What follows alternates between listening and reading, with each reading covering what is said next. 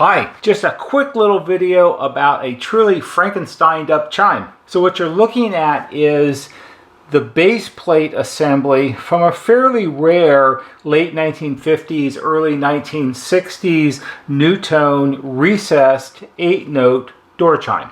And what you can see here is, here's the terminal strip with the different connections for the wires. You've got 3 solenoid assemblies with 3 plungers. There would have been 3 tone bars, so it's a bar chime. And here is the contact plate assembly, and this would have originally had your Telecron motor assembly mounted something like that.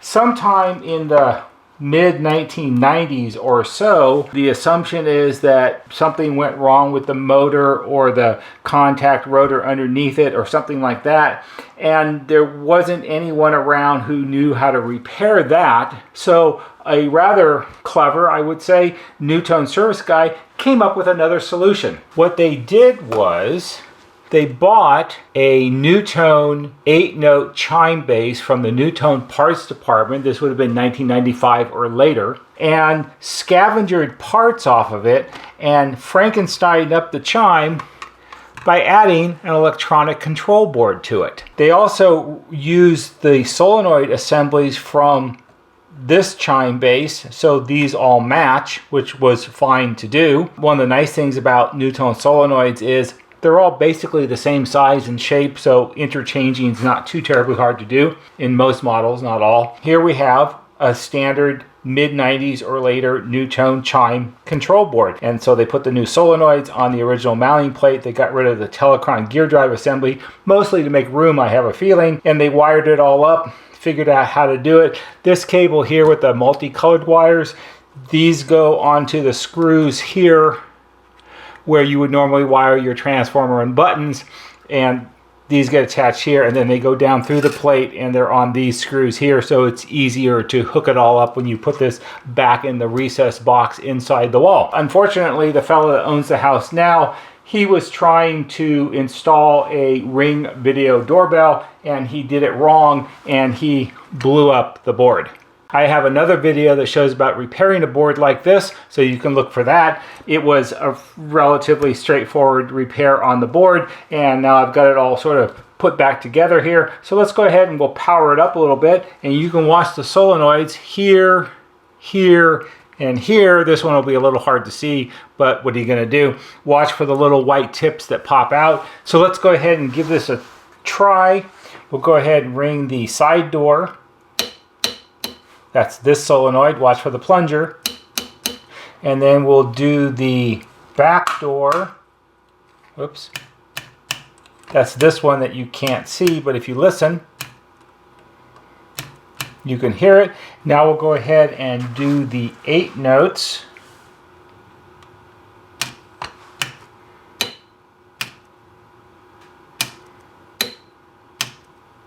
Just like that. There's a switch on the board right here that you can switch to change it to just 4 notes, like that.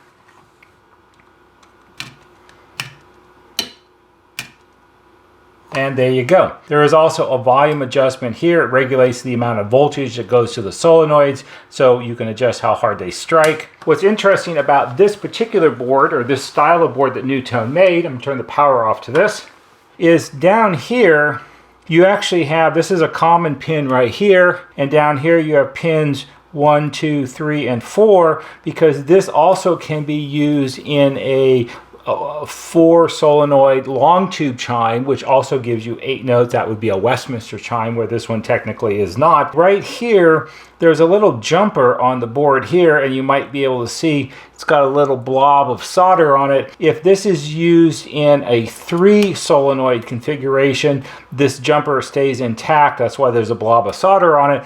But if it's used in a 4 solenoid configuration, then this jumper would be cut to break the circuit.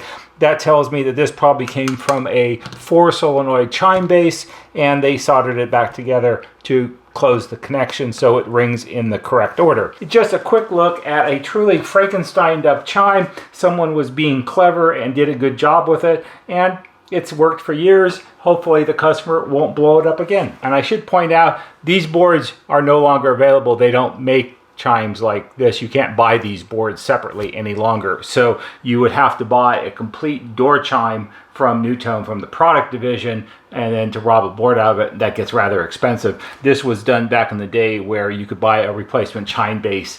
I think in like 1995, cost on it was about $80. So it wasn't terribly expensive to do. Nowadays, you couldn't possibly afford to do it if buy a whole chime and throw most of it away. I hope you found this interesting, and maybe for someone it will be helpful. If it is, give it a thumbs up on YouTube, because that helps us just a little bit. There'll be a banner right here that shows you how to subscribe. Go to our YouTube homepage, click on the bell, and when you click on the bell, click on it to receive all notifications. And every time we post a new video, you'll get a notification and you can watch it. That's all for today. See you on the next video.